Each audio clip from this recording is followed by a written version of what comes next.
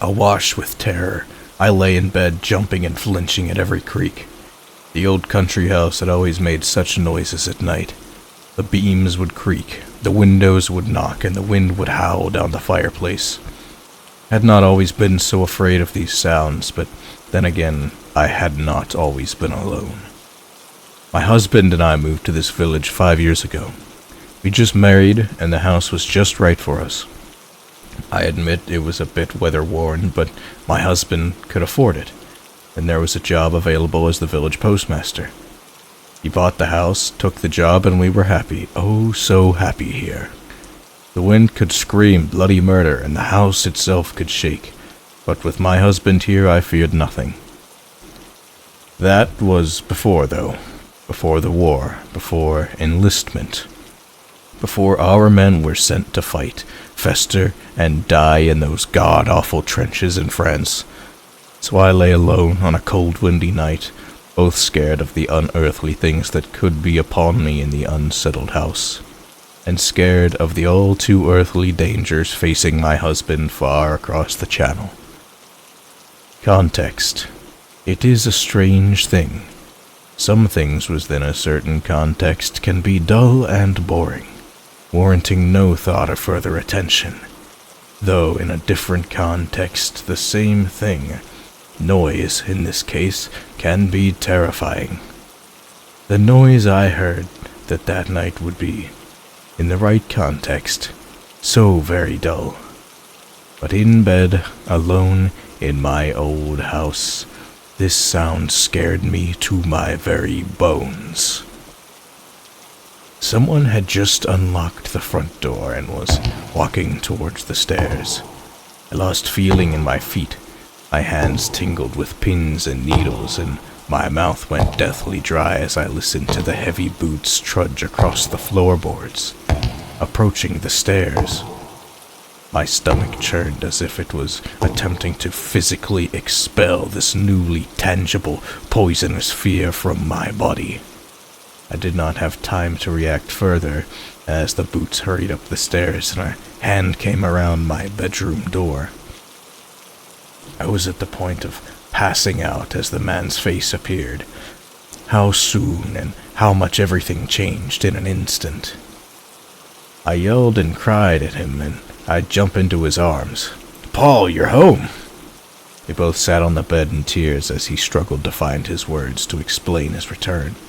He explained all about the shelling they came under, this time in the army hospital with Reg, who happened to be both my neighbor and my best friend Meg's husband.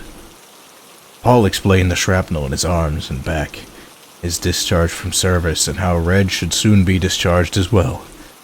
Soon thereafter, he retired to bed without so much as a bite to eat. I suspected he was merely exhausted.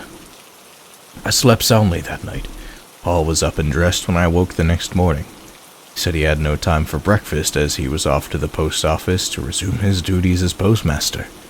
I found this unusual, but I didn't say a word as I was just happy to have him home and imagined he was adjusting to life back at home. Paul was scarcely gone for 2 hours when he returned with a huge sack of letters, which he promptly dumped on the kitchen table. He sat sorting the correspondence for an hour or so. I couldn't help but notice he had placed roughly 24 pieces of mail in the small iron waste bucket we kept next to the stove. Upon noticing my curiosity, Paul explained they were rubbish and I was to burn them. Then, with a harshness that I've never heard in his voice, he told me not to open or read a single one. They were to be destroyed and nothing more.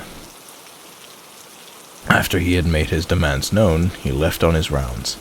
The minute he was out of sight, I grabbed the letters in the iron bin and did it as I was told, burning them in the stove one by one. After the 5th letter, however, I began to notice a pattern. All of the letters were addressed to women in our village, or to those in neighboring towns, and they all had the army seal on them. I was puzzled by this, but my general confusion gave way to horror as I came upon the 8th letter. It was addressed to me. Shaking and losing more of my composure with each passing second, I opened the letter and began to read.